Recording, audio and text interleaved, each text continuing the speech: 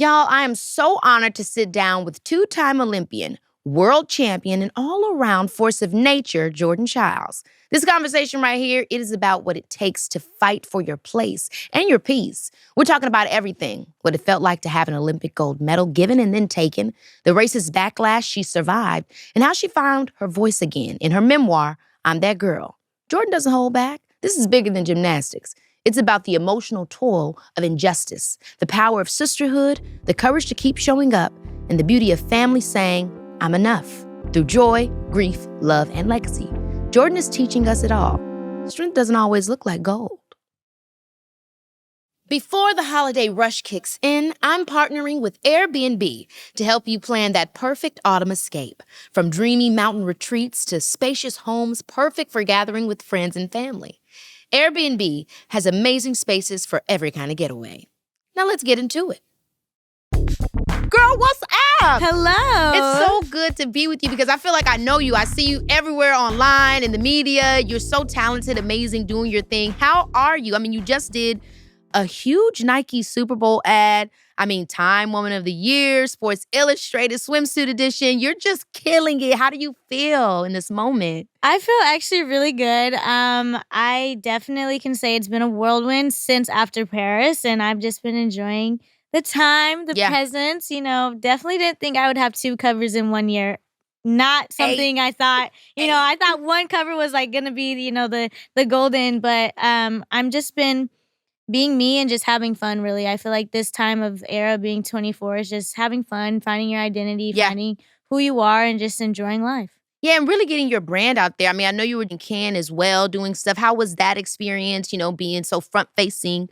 It was really fun. I mean, a lot of the things that I did in Cannes, obviously, were like speaking panels about sports and marketing and, brands and how, as athletes, we see, brands and how brands see us as athletes. So it was really cool. It was fun, meeting CMOs, CEOs, different marketers, and just really get to dive deep into how they build their brand and how they can help us and how we can help them, especially women in sports. That's a huge thing right now. So yeah, absolutely. And I love to see it climb, honestly. 100%. I feel like when I was a kid, we didn't get to see enough of it. We knew a couple of folks, Lisa Leslie, she's doing her thing, but it's so good to see more of you in all these different fields doing y'all thing. Now, I know you don't know your big 3 because I asked you before you got started in the interview, but you are an Aries. Yes. And you said you're on the you're like Taurus cusp. Yeah. How do you feel the Aries energy showing up in your life and in your sport or not? Because, I mean, you're a leader. I mean, Aries are known to take charge. We are. I mean, there are some moments where I'd be like, oh, that was an Aries move.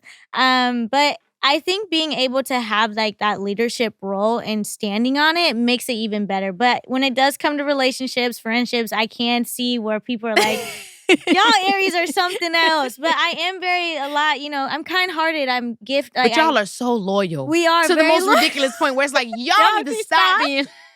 Yes, I love that about my Aries friends. I've gotten told that a bunch of times where it's like we like to help others before we help ourselves. And, I feel like I've understood that as I've gotten older. But when I was younger, man, I'd be I'd be in high school being the first person to be like, okay, so guys, like, how are you doing? What's going on? So... but also just getting into this look, your nails, you're cute. I do feel their Taurus energy because Tauruses are so cute. Thanks. They always give you a little flirty vibe. I feel the energy. So I see a little of that Taurus cusp. Okay, I have to ask because I know you're always in the gym. What is on your playlist? And I see you be dancing on TikTok. So, like, what do you be listening to, Jordan? I'm a girl's girl. Period. So, I'm very much, I have Megan, I have Beyonce. Recently, I've been playing Texas. Kaylani's Folded song. Yes, everybody's been playing that. It's stuck in my head. Like, it's taking over the net. Repeat. So, I have her. Sometimes I do go, men. Don't go there. I know. So, all the men, yes, I do listen to you guys. But I really just kind of, just the feeling. And it feels kind of like R&B, hip hop. That's my play. You open up my phone and you're going to see mostly R&B on there. Period. So you need to get into that new Just Keke album. Got to drop a little tracks for you on that playlist. Send them over to you. Okay, period. Okay, so I want to talk about Paris. I don't want to go into a negative space, but I really want to understand this more as much as you can because I know there's still a legal investigation going on with you being stripped of your medal, which is horrible. I'm so sorry that you had to experience that. So with that being said, I want to understand, especially for those that maybe don't get the intricacies of the Olympics and how they do these kinds of judgings, what exactly happened that led to you getting your medal stripped? So on the day, I found out that my coaches had put in an inquiry, and that's normal. It's a common thing. There were two other athletes that put in inquiries before me, Simone and Rebecca Andrade, and theirs got denied.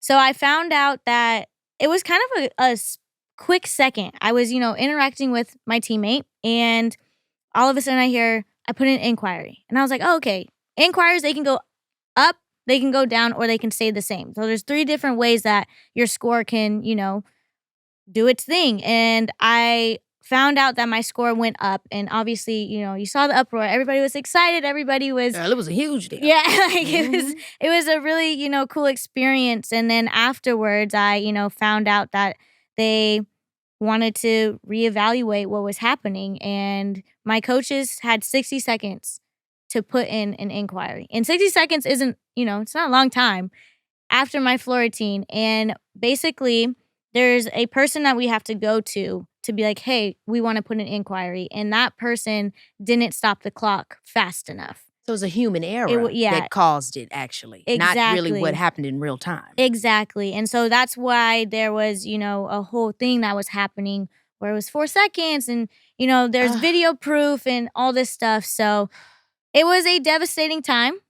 And then became such a huge, they just made everything so intense. I feel like the only time I heard about somebody getting their medal stripped was because they was using some drugs. Yep, that's another thing that I was just I'm confused. I'm confused. All I did was my job. It's the biggest stage of your life and you want to, have fun. And like you were saying, the only other time I've heard people get their medal stripped is because of doping or is because, whereabouts or something crazy. Yeah. So I was just in awe, and I did go to a deep down under. And then, area. The thing is, I think anytime you, as a Black person living in this world, you're thinking to yourself, I don't want to always make myself feel low and think everything's against me. Like a part of being able to excel in life as a minority is you trying not to think about all the odds that can be against you. You're kind of always thinking about, I'm moving forward, I'm gonna do my thing, hey, whatever, you like me, you don't. But this is an instance where the whole world was saying, we just saw you experience racism. Did you take that? Did you accept that? Were you kind of like, did you find yourself trying like, no, maybe it's, the rule books or like, how did you deal with that? I honestly, at first I didn't think of it in that way until I started almost literally getting racist comments and saying this and saying that and basically people were telling me to kill myself. And it got to a really, really tough point. I had to get off of social media for a while. Good for you. Because it was, it was really hard to even see that as an athlete, like let alone an athlete. I'm up there. Yes, it's an all-Black podium, which is very rare. It's obviously something that people just don't like because we are dominating in areas that, systemically we've been removed from. Exactly. Even the sport alone is expensive to do. Exactly. And as being a woman of color, I was just, I started seeing it more. They didn't want to see that. They didn't want to see 3 beautiful Black women standing on that podium. They didn't want to see the fact that we were just dominating. And I really took that to heart. And again, I just went deeper into what already had happened. It's deep what you're saying, too, because it makes me think about the crabs in the barrel concept. Because what you're saying leads me to the fact of there can only be one.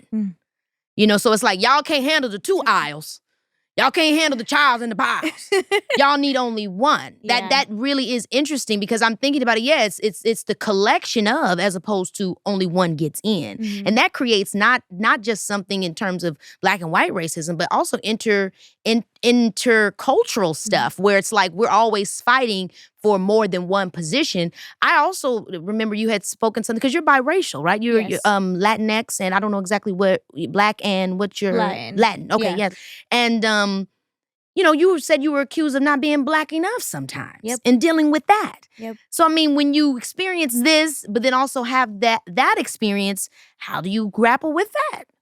I honestly just look at it as, well, it's my life. I'm writing my own narrative. I'm writing my own book. I'm writing, things that I get it why people say those things because how I see is every single time I get some type of comment or something.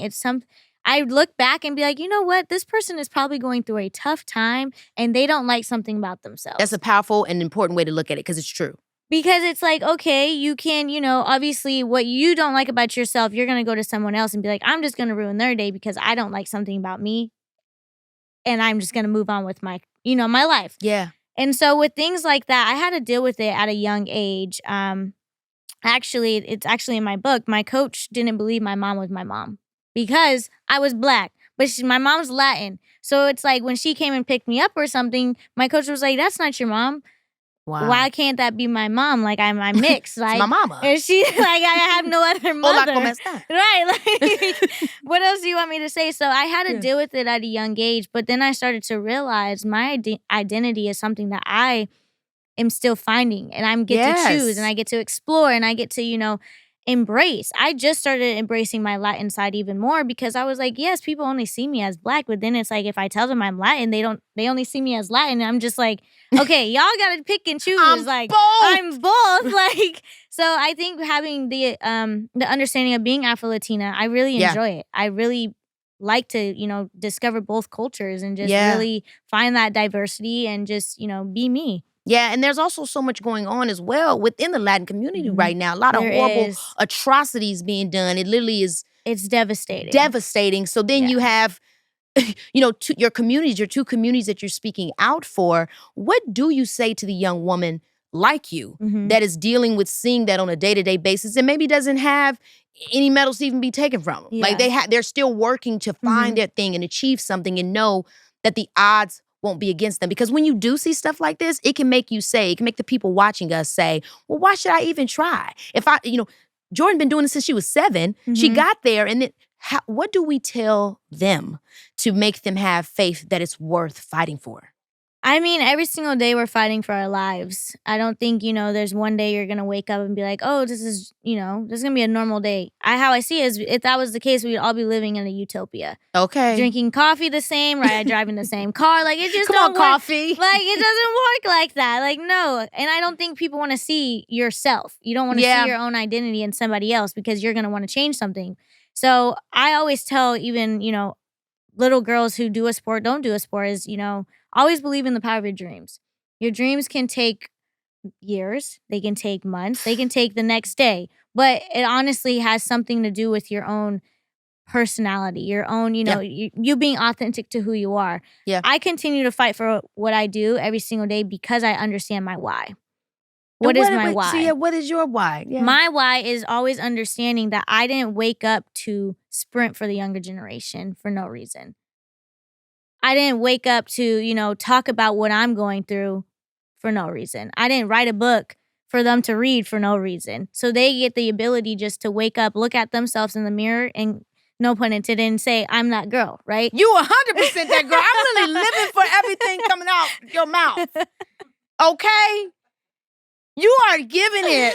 Everything you saying, I didn't do it for no reason. No reason. And it's about the belief that your life is worth it. Because why else am I here? God didn't create me just to walk on the earth. He didn't create me just for me to have this resilient, just for me to be in my bed and be all pretty. No, that's not how it works. Like, it doesn't work like that. What do you think builds this kind of spirit? This spirit that you have, there's this tenacity. Even just sitting in a room with you, I feel it. There's this discipline, this confidence, and this knowing. What do you think helped you cultivate that?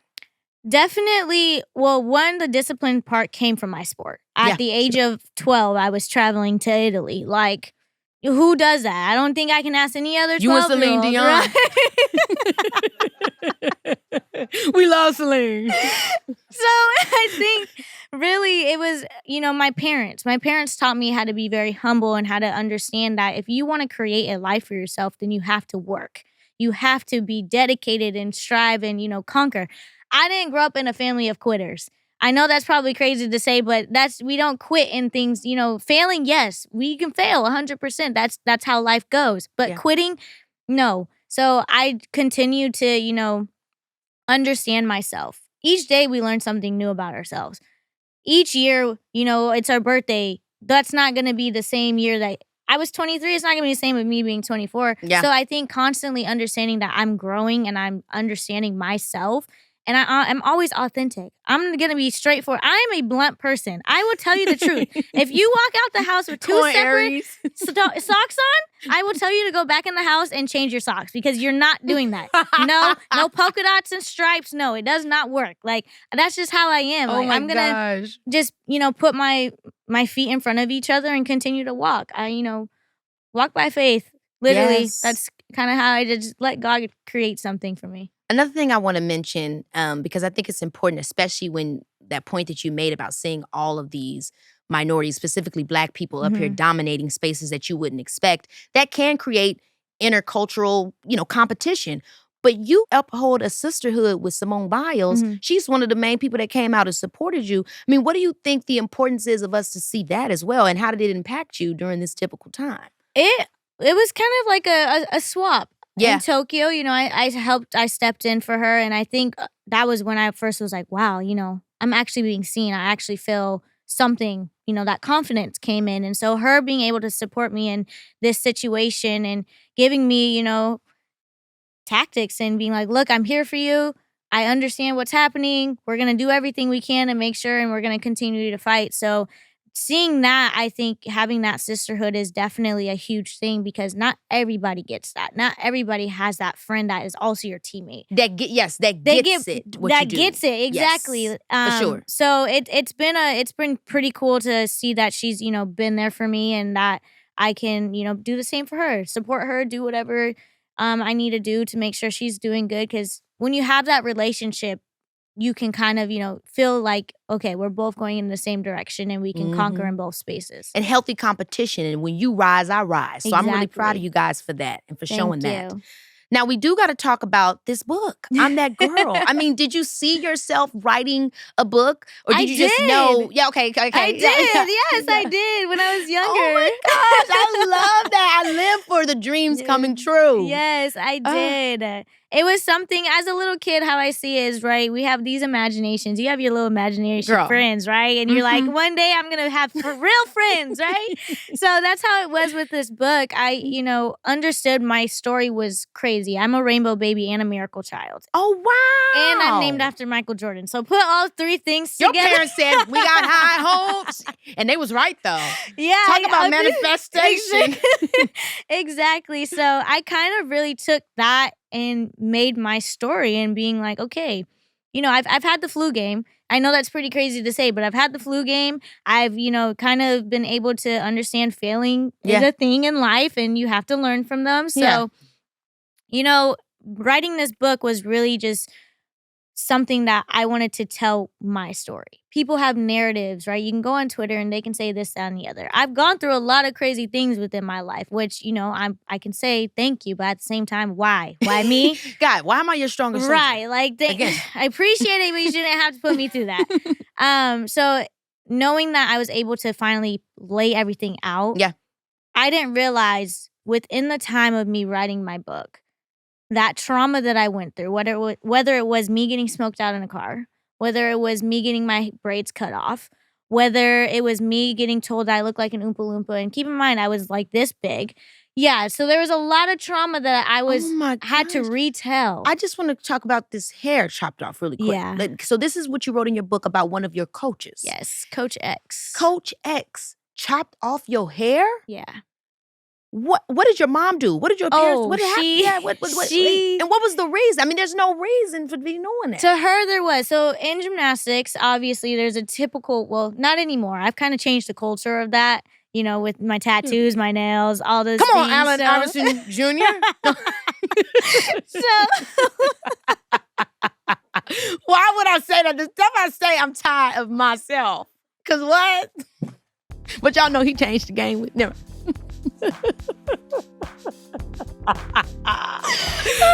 Anyways, oh my God. Baby, this is Keke Palmer, yeah.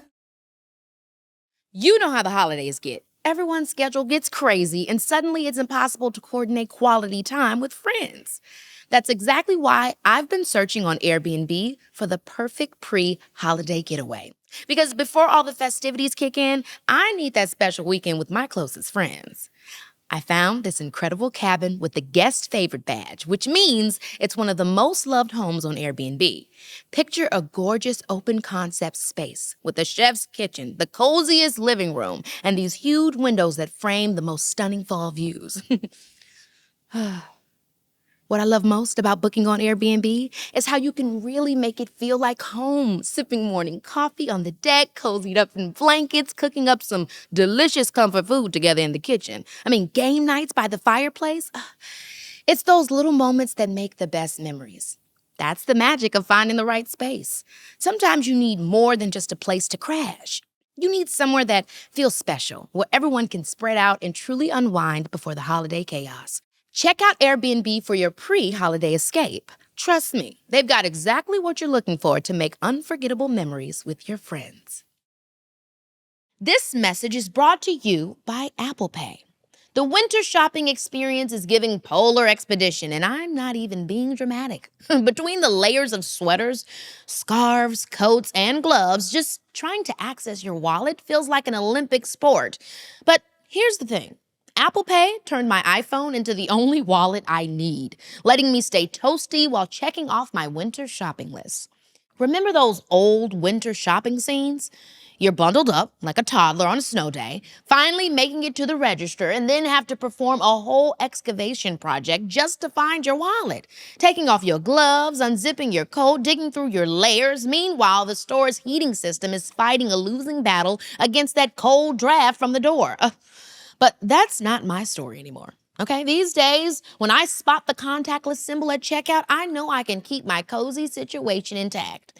Apple Pay is designed to be secure with Face ID built right into my iPhone. And trust me, that's staying snug in my pocket. Just a quick double click, a glance at my iPhone, tap, done.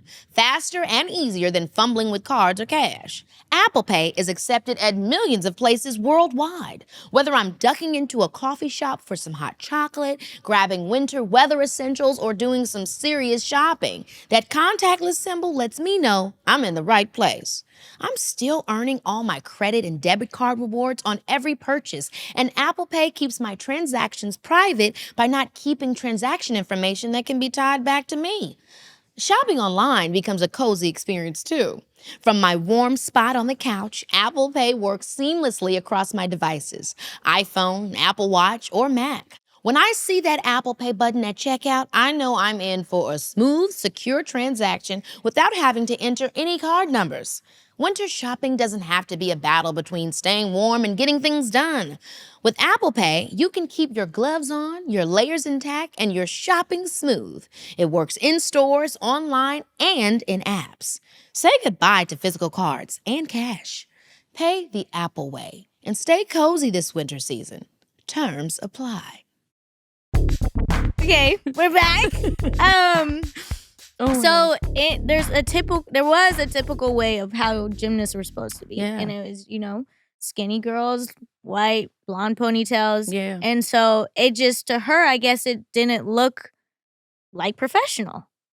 So yet again, another form of racism, Exactly. microaggressive, subtle.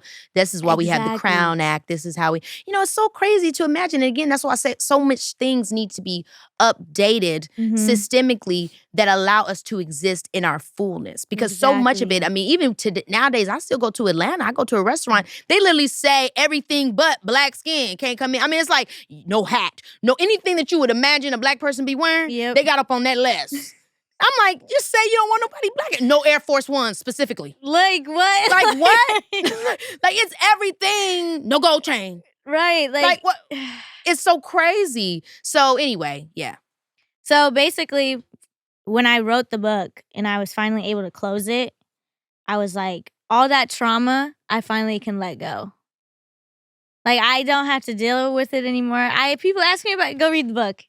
You want to really know? You can go read the book. Like, Oh my God. But what's also so cool is like when I close my book and I'm that girl. Obviously, it came from the song from the Renaissance Tour, Beyonce, and I ain't that young. and so basically, I got to that was my motto all of 2024. So when Period. I get to close my book and I get to look at and understand all that trauma is inside, but when you look at the front cover, I get to say, I am that girl. I am that person that went through all of that, but I get to still be, it's not about the pearls. It's not about, the change. It's not about the money. It's not about any of those things, but it's about who I am and that resilient, independent woman that I get to carry around and, let people see.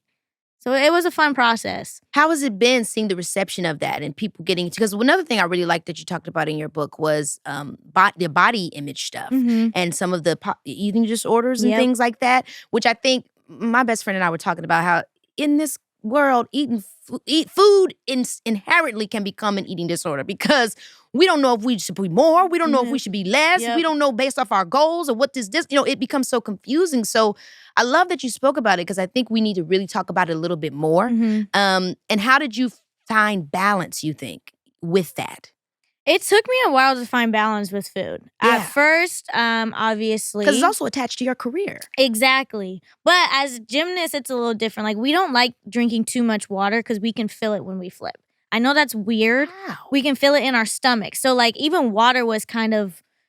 She said nothing. Like, even water, we were like, okay, during competitions, we would be like, okay, I'm parched, but, like, let me just take a little sip because I don't want to feel it. So... it was something that I had to get used to. As a little kid, my mom actually realized I did not know how to function without food. Like, it would be the weird, like, I'd have more injuries, and it would be like, they'd give me normal portions, right? Right. But it was like healthy food, like, couldn't function, couldn't do it. But the moment you gave me a cookie or like a honey bun or something, it was like, give it to wow, me. like, she's perfectly I good. can breathe I can do everything. So, like, I had to figure out, yes, me and food were not friends. It came to a point to where I found out I was lactose intolerant, which I still am, but, ice cream on the days can, I'll Let deal with me it. live a little. Right. I found out I was gluten-free at one point in my life. I couldn't eat certain foods. Yeah. I found out I was allergic to lemongrass. Like, there was a lot of things, and I would get, like, really, really sick. So it was like, what is going on? The moment my mom realized that things weren't going I would get cramps out of the blue. Like, it was bad. So then she was like, okay, let's see what happens. You just go eat whatever you want. So what did I do? Oh, I went to Red Lobster, Red Robin. The manager of Red Lobster done added bags of I just seen it on the news, girl. They about to update the damn menu. What? Yeah, they is. At Red Lobster, they about to give you whole dump bags of seabit food. No way. That man came in there swinging. I know that's right. Anyway, back to it. I started thinking about the new menu, seafood broil menu seafood boil at Red Lobster. And I know they better pay us both. For real. Today. Let's go. Clock it. Anyways, if you see me and Keke at Red Lobster, don't worry about it. Don't worry. Anyways, so yeah, mine went the opposite. A lot of athletes, you ask, do you have a diet? Do you have this? And it's like, yeah, I do. But for me, I don't have no diet. Yes. I don't do any of that. Well, you found what's best for you. Exactly. And I think that's the really key piece for any one of us. Sometimes you can look online, you see, I love watching what I eat in a day, but it's like, I can't really eat what you can eat in a day. Or you can't really eat what I can eat in a day. And those portion sizes to be your fist, and that makes no sense to me. Because it's like, not everybody's hands are the same size. Okay. So it's like, how does that work? And if your hand bigger than mine, I'm using yours. Right? Pick up this for me. That's how much I'm eating. Can you give me a fist real quick? Like, literally. Appreciate it. That's what I'm eating today. But yeah, it was, love-hate relationship. Yeah. Now I always do say That's this honest. though, because people, they always ask me, with your body, what do you like? Body positivity, imposter syndrome. We're women. It's gonna happen. That's just life. Seriously. Like, we're just gonna wake up one day and feel really skinny, and the next day we're like, what happened? No, like, seriously. It just happened. So I always tell people, create your mind to understand that your body is always going to change the older you get. And it will get to its form when it's needed. And so I think that's what I created in my mind is like, yeah, I have days where I'm like, I feel like this. But then I'm like, you know what, girl? Slay today. You're going to put these shoes on. You're going to feel like this. And you're going to walk out the house, put some makeup on, and let's go. Yes. Like, And it's just a part of it. Exactly. Embracing those moments just as much as we embrace the good moments. Exactly. Now, you speak a lot about your family, your Mhm. parents, your sister. I mean, they've been vocal and visible, and I know because my family is the same way, girl. So what role have they played, you think, in helping you build not just your career, but Mhm. who you are as a person? They've played a huge role. My family had sacrificed a lot, especially my sisters. At a young age, they literally would have to take me to practice, do all these things. Like, they hated it though. Yeah, my sister was tired too. Tired of it. Like, why I gotta take you to this place? I want to go hang out with my friends. I'm like, I'm sorry. Like, I gotta go to practice or mom's gonna kill us both. Like, it doesn't work like that. So they played a huge role. Obviously, my older sister, both my sisters actually work for me, which is pretty cool. Wow, that's amazing. My older sister, she's my HMU. She does my hair and makeup for a lot of and events. You look so good. Thank you.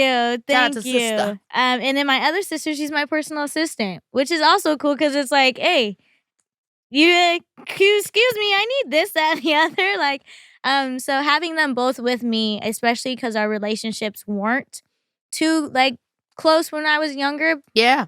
Knowing that now I have them within my life and we kind of can, dominate.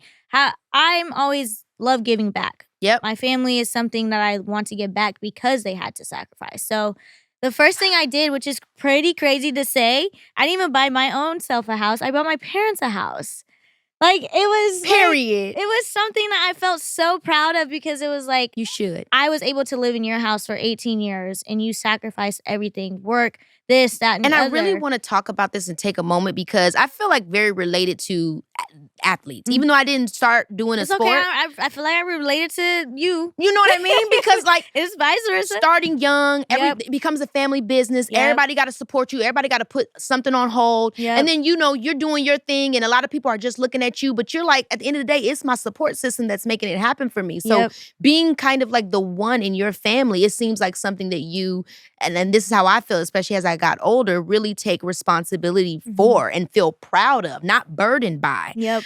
When you were younger, did you always see it that way or did you grow into that perspective of like, no, this is my role and I'm proud of it?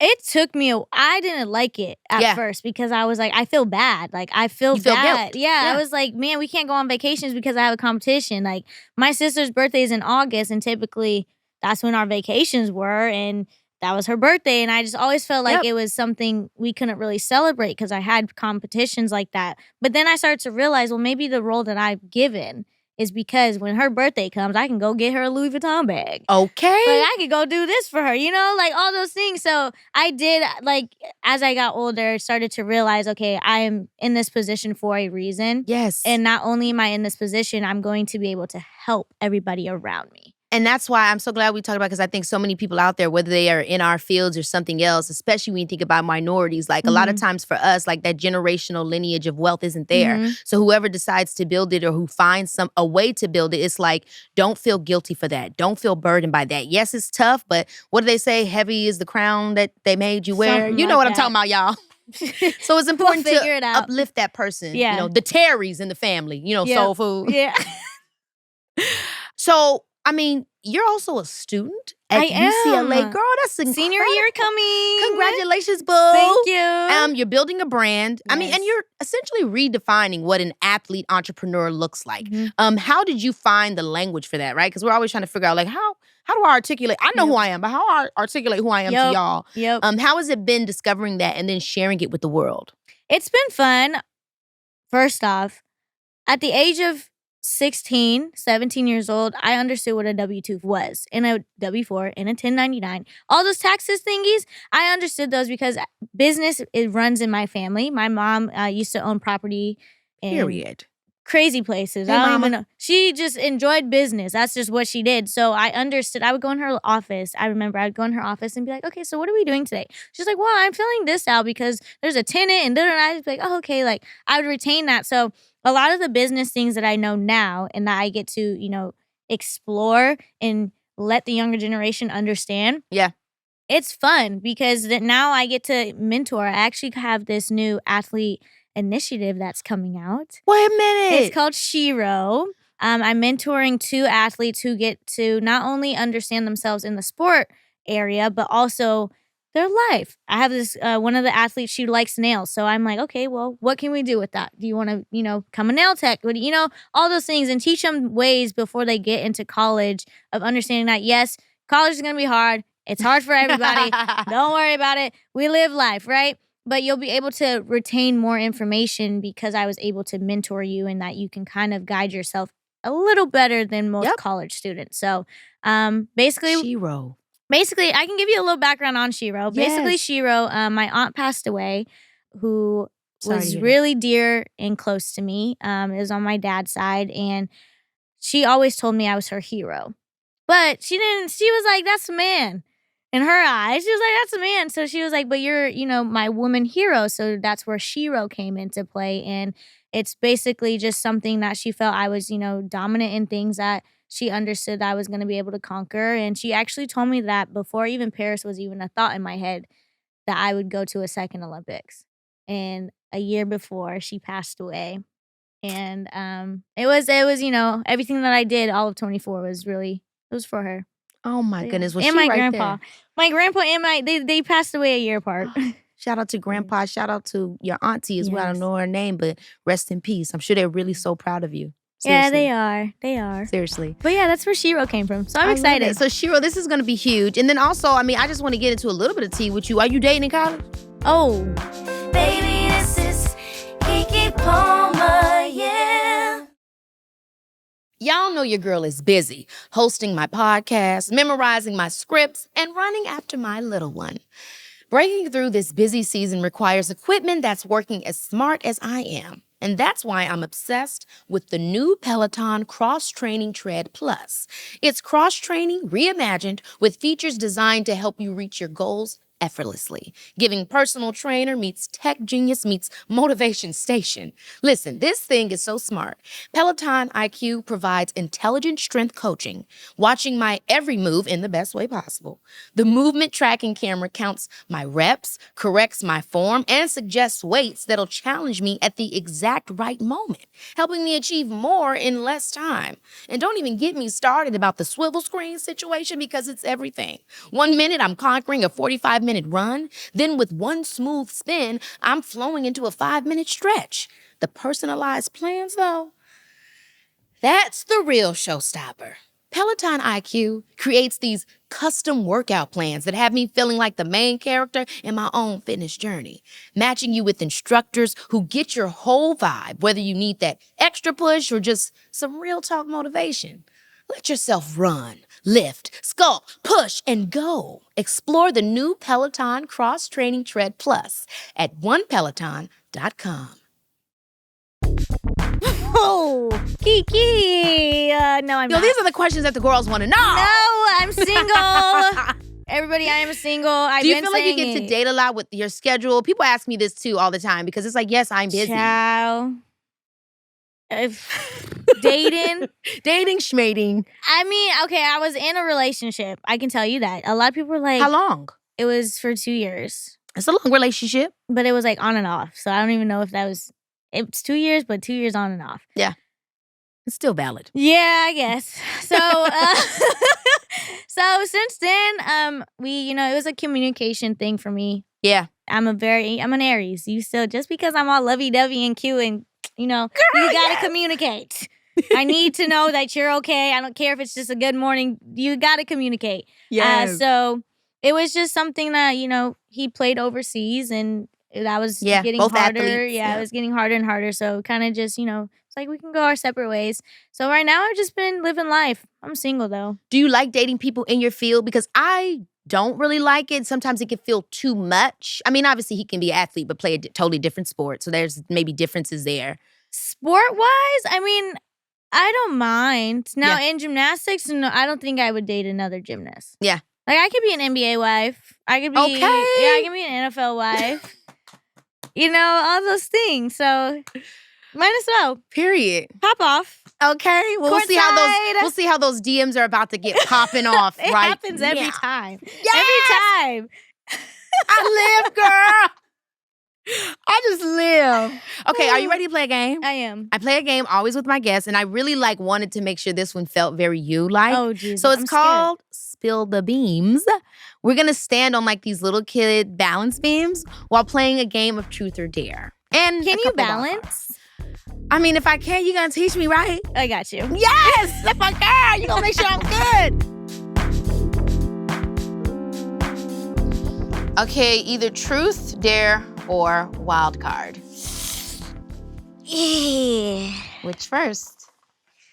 I'll do a truth. Okay, truth. What is something petty you're still holding on to and would absolutely do again? Something petty? Ooh, what did I do that was petty? I think I would probably ignore one specific person again. Just because they probably took. Oh, I stopped eating my food because somebody stole a fry from my plate without asking. Ooh, that is stubborn. That is that cusp stuff going on because that is some Taurus type too. Okay, my turn. Truth. Truth or dare? Oh, I want dare. I want dare. Oh, now you have to spill. Actually. No. Let me get my spill things. Okay. Walk the beam like it's Love and Hip Hop reunion stage. Reunion stage? Wait, what even happened? What? They be swinging them wagons around. Okay! That's what they be doing. Yes! Yes. Okay. Jordan, you are too funny, girl. She talking about something. Okay. There's some crazy, You can ask me any of them. Recite a toxic text you would actually still fall for. Look, it's been a long time. The only thing I want is just to see you and talk. You ain't gotta say nothing. Okay, I'm on the way. From the right person, that'll hit. From That the was right person, that'll hit. And you'll be like, you just want to talk. You just want to talk. That's all you want to Period. do. I didn't even get out the car. No. He said he wanted to talk. That's it. I'm gonna go. I'm gonna go. Okay. Truth or dare? Dare. Dare? Yeah. Okay. Do a beam strut while saying your favorite made-up excuse to cancel plans. My favorite one. I use it all the time. I know mine too. I always do this. So basically what had happened was there was this one dude who really couldn't even pick up the phone, and I just had to stay home because he told me he was pulling up in like 3 seconds. Now, that's a good-ass one. That's a unique one. Because every girl is gonna be like, oh, get your man. Like that? Like, oh, wait, let me, I already get it, girl. Yep. Let me know. That's a good one. I do the same typical one that every mom does. Oh my gosh, the baby, girl. The baby just, He the baby. I get that one. Literally just the baby. I get that one. Works like a charm. And if I send it to you, girl, it really was the baby. Okay, truth or dare? Okay, truth or dare. I feel like the dares are really fun. So hit me with it. Oh, truth. I'm doing the truth. Boom, I'm doing the truth. What's one song you performed that you now wish you passed on? That I now wish I passed on? The one song I performed that I wish I passed on? So this is about to be crazy to some people. I don't necessarily wish I passed on it, but I can be honest that it's like one of my popular songs that like I didn't really want to do was Keep It Moving. I know, isn't that crazy? I didn't want to do Keep It Moving. I actually didn't want to do. And it's really like the main jam. People be like, keep it over. Thank you. Have a nice day. And I feel like this is every artist storyline. Like, I feel like every artist be like, oh, you know, the one song I hated was Ring the Alarm. And it's like, huh? So yeah, I guess, yeah. Well, that's why you're talented. Okay, truth or dare? Truth. Okay. What's a red flag that you completely ignored multiple times? Attachment issues to my parents. Your attachment issues to your parents. Like my own red flag? Yes, Or somebody else's. Somebody else's red flag? I'm also attached to my parents, so same. I'm not laughing. Don't abandon me, please. Somebody else's red flags that I noticed would probably be them saying the same thing over and over again, but trying to reword it. Yeah. At that point, your head gets so tired that you just agree. Because then I start saying the same motivational thing over and over again. And at this point, y'all got a script of the same. It's almost like we like the ride. We like to go up and down. And then when somebody changes it, you be like, wait a minute. Yeah. This is the part where, anyway. Okay. Strike 3 poses you do at the Met Gala. On the steps. Okay. Right here. Okay. Okay, 1, 2. Honestly, I'm not. Okay, period. Period. Okay, let me do you now. Wow. Perform your I just saw my ex in public, but I look good strut. Yes, Jordan! I know you see me. Oh! Come on, Lizzie McGuire fall. Jordan, you're absolutely amazing. I had so much fun with you on the podcast. was fun. Girl, too fun. Well, to many more beamings. To many more beamings. That's not a word, but it's okay. We make one today. And Red Lobster. Yeah, if you see us there. You know. Yep. Seafood Broil. Let's go. Bye. Jordan Chiles ain't just telling her story. She's taking the pen and writing the whole book herself.